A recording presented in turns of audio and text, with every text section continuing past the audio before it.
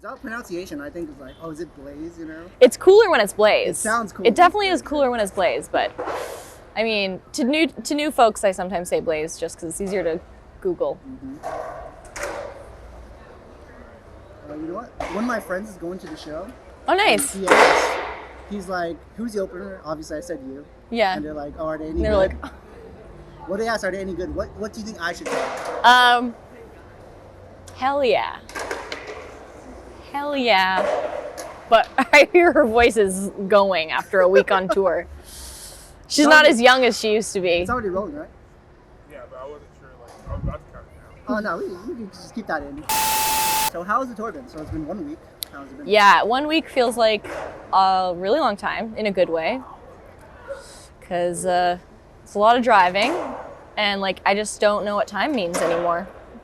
You know, they say time's a flat circle, you know, time's the concept. I've heard that. After doing a week of touring, do you believe that now? Yeah. I actually think that time doesn't exist. Really? Yeah. That's a hot take. Wow. I don't know how I feel about that one. No. Yeah. Okay. But I could see where you're coming from for that one. Are you doing most of the driving or? No, we're splitting it up. We have a very slow van that has broken down twice already, but we love her. She's trucking along, and we're just keeping it at a slow and steady pace, and that's why it feels like it's taking forever, because every drive is 20 hours, or what feels like 20 hours. I'm sorry to hear that. No, it's fun. It's fun. You know, keeps us humble on the road. That's true. Yeah. Speaking of keeping you humble too, you know, you were supposed to tour with Peach Pit a few years ago until, you know, COVID-19 humbled you. And it was like, you know what, we're going to put this on pause real quick. So how do you feel now that you finally get to tour and now you're traveling the U.S.? It's interesting. I think I feel like we're all having to relearn what it feels like to tour, because if we had gone in 2020, I would have probably been so cool with like roughing it, sleeping on the floor, like getting no sleep. But now I have realized that after these 2 years, I can't not live in excess. So we're like packing for the van, and we're like, okay, we got to pack light because we got to fit in here, but let's bring the Vitamix. Of course. And let's bring all our unnecessary skincare. So that's what it's like. I'm like, oh, we're playing a show again tonight. I can't binge watch a TV show all day today. Like, yeah. My mindset, my priorities are different, but I'm sure like the next week, it's only the first week, I'll get used to it. I love it, but it's just like, It is grueling. it's hard, yeah, after being in our houses, man. It's weird. No one said a musician was easy, you know? They will, yeah. But it's beautiful here. I love it here. This is cool. SoCal is beautiful. Oh my God, yeah, I've never been here before. Oh, really? It's your first time? Yeah, we're walking down the street and we're like, okay, we're addicted. We're loving it here. Are you from here? I am from here, yeah. Cool. Sorry, it's been cloudy today. Well, we bring the rain wherever we go from Vancouver. It happens. It was raining. It was raining when we left LA, and we're just like, okay, nothing we haven't seen before. Yeah. Okay.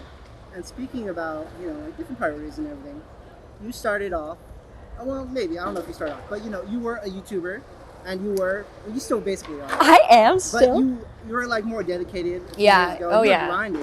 Yeah. And now, you're obviously more focused on music. Yeah. But I want to know though, what made you decide to, you know, jump between the two, and you're like, now, you know what? I'm gonna devote my time to being a singer. I think it's like the same thing. Just priorities have changed, have shifted. YouTube is really fun, but I just enjoy having a more career in music, like just fully based in that. I find more fulfillment in that now. Whereas like 5 years ago, 6 years ago, I was like hyped on making all this content. And now I'm just kind of like, let me recluse into my house and write music and tour once a year. Like this tour is really, really fun, but it's the first in many years, so it's wild. And you know, you're a singer, and I believe your brother is a filmmaker. Yeah. And I think your dad is also an artist. Yeah. And so, how does it feel like, you know, the higher ups are like, you know what, let's make this family super talented. We got the trifecta going. Yeah. It's good. I mean, yeah, I know it's weird. I don't ever consider us a creative family, even though like we all do artistic things. It's just we're very separate. You know, I can't draw for shit. I can't do anything my brother does, and likewise on my end, they are tone deaf, and so it's like we're very separate in the arts. Yeah, totally. We got the trifecta going. Cute for us. Great triangle. Yeah. You mind if I tell you a quick story? I would love it. Thank you. I appreciate the hearing that. And so, I think one time my dad told me, you know, when I was younger, sometimes you ask your parents, sometimes, willingly, sometimes unwillingly, they, give you their advice. Yeah. And so I asked my dad for advice about women, and Okay. he told me, he was like, you ask 100 women out, maybe 99 say no, but one of them will say yes. And I'm like, wow, my dad's game is so bad. That's terrible advice. And I'm Bad wondering, ratio. Has your parents ever given you any bad advice? Oh, totally. I mean, God, my memory's not what it used to be in my old age, but I mean, yeah, they were like, actually, I don't know. That's really hard to answer. I literally can't remember anything, but I'm sure they've given me advice to go to school, or think of a backup career or something like that, just to make sure that I'm okay, but I didn't listen. I mean, look at you now. Yeah, I think it's paying off, hopefully. It's paying dividends. I could always do my backup medical degree that I did get. I am a brain surgeon, so Oh, I could wow. do that, but I'm cool where I am. Just drop down on the ground in the middle of this interview. Yeah, I got you. Yeah, I got you. I'm I got my into medical bag in the green room. We're good. Stethoscope. I'm sure it has everything I need in case I need brain Yeah. surgery. It's got scissors and some tape. And so, I see your outfit. Looks great. This is my tour outfit. It's not my stage outfit. But I want to know, though, what do you think about my outfit? I think it's great. I love blazers. They're an everyday staple for me. I love it. You're killing it. I also am really digging neutral earth tones right now. So the beige and the tan, khaki, very nice. I'm trying to go for a professional interviewer. Yeah, it's good. I like the blaze. Is that a hoodie? No, this is a turtleneck. Oh, turtlenecks. Yeah, I don't Yeah. have my glasses on. Those prescriptions. Nice. Yeah, they are prescription. Oh, wow, okay. I always forget that I'm wearing them because I can see. I can't see anything right now. Well, the reason why I asked this because I heard you used to run a fashion blog called Tortured Teenage Style. No, I don't think that was me. That wasn't you? No, that was somebody else. Yeah, I did actually. Red-handed. Yeah, that was the time. Yeah, what about it? Do you think your style's evolved since then? Yeah, it's well, maybe it's still tortured. Actually, maybe it's less tortured and more teenage. I'm wearing Uggs right now, so. They're comfy now. Oh yeah, they're so comfortable. A staple for tour for sure. Mm-hmm. Van shoes. I mean, they're good on the go, Yeah. And let's talk about your last record. I think was it your debut album? Yeah. And it's Below the Salt. Yep. And I actually found some of the tracks last year, which was cool. It was it came on my Discover Weekly. Oh, cool. And so I want to know though, I believe it's your niece on the cover, right? Mm-hmm. And how did that album cover come about? Was it intentional, or was it just a candid photo and you're like, you know what, we need to use this? Yeah, What's the story? I went out with my photographer and friend, Kyla, and we were just wanting to shoot some single art or just see what happens, because I didn't really know what direction I wanted to go in terms of single art or album art, and I was just like, let's just go on the fly, we'll go to a bunch of different places, and she was just taking pictures of me. And then we just popped over to my brother's house and saw Alma, and then I was like, why don't we just have a niece auntie photo shoot? And yeah, she just snapped a couple pics and it started raining and we were outside, and then it was just a really fun picture. And when you just see something and it's just my gut feeling. Yeah. So it wasn't planned, but it kind of was planned, I feel like because Yeah. you were pretty humble in that too. You kind of cut yourself off. It was just mainly her, Yeah. I'm like, she's cute and youthful and beautiful. And I'm decrepit and old. No, I'm just Don't say kidding. that about yourself. You still got a few years left. Yeah, a couple months, maybe tops. At least hopefully until after the tour. Yeah, and then I'll drop dead. That would do well. Yeah. That would do well. Hold for motorcycle. So my next question for you too, is it true, even at restaurants, you bring your own salt shaker? Oh, yeah, it's true. It's like an embarrassing fact, but yeah, it's true.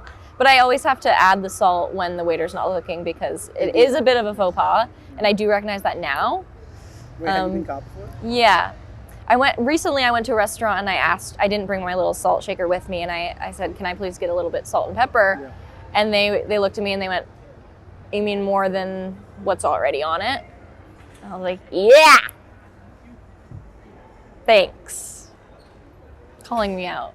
I know I will die young because of it. Talking about death a lot, sorry. It's okay. I mean, you know, it's a real topic. You know? Yeah. People need to hear about it. Okay, and real quick, let's talk about our sponsor for this video, and it's Haley Blais. And she has her latest song come out called Coolest Fucking Bitch in Town. Did I say that right? Yeah. You nailed it. Back to the interview. I endorse this message. That's great to hear. Okay, but let's talk more about the music. And I want to know, you know, what makes Haley, you know, like, what inspired you? Who inspired your sound? Is it, like, what artist? Was there any, like, literature? Was there any films? Like, what combined and made you? I think it's a collection of a lot of different things. I don't know if I have like one true artist or certain form of media that has inspired. It's just everything I consume. I think I take a little bit from, you know. I really believe that like nothing is too original. I mean, like you can't write a completely, I mean, maybe like Joni Mitchell could write a completely original song or something, but yeah, she's definitely an inspiration. A lot of modern artists like Andy Schaaf and Wise Blood, you know, artists that like tap into the more 70s singer-songwriter. I think that's like when you can successfully do that in this day and age, I think that's really impressive. So I do love, and that inspires me. Yeah. And a real quick question, you know, I've been having fun doing this interview. Good. And I'm wondering, do you think we're becoming friends? I'd like to say that. Yeah. I would like to say that, but I can't. No, I'm just Okay. kidding. You gave me a beautiful drink. It was a great drink. Only friends would do this. That's true.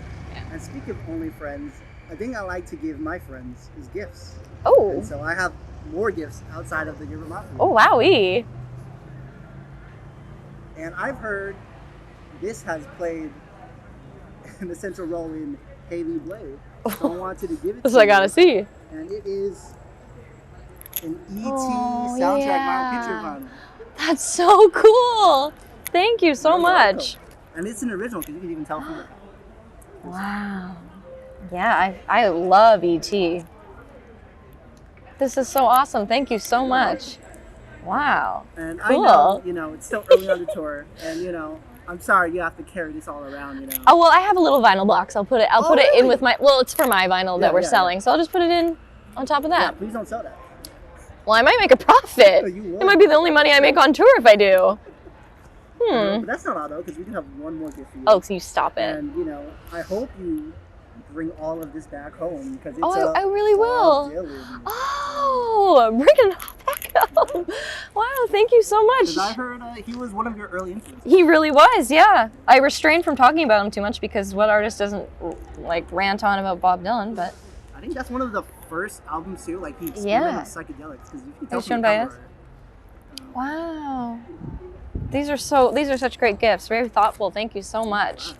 I love I it. try to be a thoughtful friend, you know. Yeah, you're a great friend. Thank you. Speaking about friends, I'm gonna ask you like a friend question. Sure. Because we've known each other a little bit. Yeah, we're throughout really these, close. Like, you know, 10 minutes out. Yes, Mhm. we're definitely close. So, what would you say is my least attractive and most attractive quality? Oh, I'll give you an example. okay. I think for me, I think my most attractive quality is my smile. Okay. And then my least attractive is probably my personality. Oh, that's a big one. Mhm. I don't think so. What do you think? And we could do one for you too. I think your most attractive quality is definitely the Crocs, The light the up Cars Crocs. Crocs. Yeah, I'm loving those. I don't think you have a least attractive quality. I think you're a great person. You're too You're very kind. thoughtful, You're too generous person. Thank you. I appreciate it. And so, is it true that you were the youngest person to ever join, hopefully I don't butcher this, Candeska? Candeska. I was at the time. Yeah, that was my classical music ensemble that I joined when I was 13. Toured all over Europe, was in it for like 5 years, and then I think it's still going strong to this day. That's good to hear. In my hometown. Yeah, but I think at the time I was the youngest. But there was, 14-year-olds and 15-year-olds and stuff. But I was the little baby, yeah. So you're classically trained vocalist. Yeah, I was for 10 years. That's impressive. Yeah. Let me do a follow-up question on this then. Let's say, okay, who would say there's a sing-off? Who would win in the sing-off? Say there's like a Freaky Friday situation. Okay. Would Taylor Swift in your body or you in Taylor Swift's body? Who do you think would win? Well, if we're singing opera, maybe I would help Taylor out. But if she's singing in my body, I would never let her leave. So I would say, like, let her win, and then I'll trap her. Yeah, you just avoid her at all costs. Yeah. You know what? Just, you know. Yeah. That's cool. That was a good answer. I like that. And you know what? I just remembered. I heard about your music last year, but I actually heard about you, I believe, in 2020 when you were a guest on this podcast, Punch Up the Jam. Yeah. Mm-hmm. With Yeah. Miel. Yeah, I love Miel. So She's great. amazing. That was a fun episode. And so I'm wondering, have you ever thought about starting a podcast? Because right now I feel like our synergy is like kind of off the charts. You know? Oh, well, you have not done your research. I used to host a podcast Really? with my best friend Joanna Spicer years ago. Oh, It was called Friday Night In. That's my mask. Sorry. That's okay. Hopefully you have another one. No. Yeah. What's the concept behind it? We were just chatting. Like she lives in Los Angeles and I'm in Vancouver, so it was kind of like we were recording our phone calls, a weekly catch up, and yeah, it only lasted like a year, but it was really fun and a lot of people. We had like a small little dedicated audience, and then we're like, okay, we can't do this forever, and also maybe will be embarrassing looking back. And then we ended it. Yeah, but that was a short but brief Hopefully you guys can meet on moment. top. Yeah, I think so. Yeah, we're not friends to this day though. Yeah, Sorry. it caused a rift. Yeah, that podcast. Yeah, yeah. Well, thank you for taking time to do the interview. Oh, I thank hope you had so fun. much. I did. Thank you so much for the gifts. I'm so excited. I'm gonna put these on in the van. Yeah, please. But my last question for you is, you're gonna open up soon. You're gonna be singing. Yeah. So I'm wondering, what's the move tonight? What are we doing after the show? We're friends now. We're probably gonna go back to the hotel and sleep, and wake up and drive to Arizona. We got a bit of a drive ahead of us tomorrow. Yeah. Be responsible. I like that. Yeah. Well, thank you. But Thank this you. interview is all about you, Mm. and so the cameraman's gonna focus the camera on you. And Okay. we already plugged your latest single, but Oh, it's gonna be just you and the camera. And if you have anything else to plug, a message, your social media, it's just. I mean, gonna be you. just And keep- please look at the camera. just keep listening to that song that I put out. That cool little song, coolest fucking bitch in town. You can't say that to the kids, but yeah. Thanks for listening. Thanks for having me, and go watch ET. As an adult, it's different. Stay classy. Yeah. Thanks so much.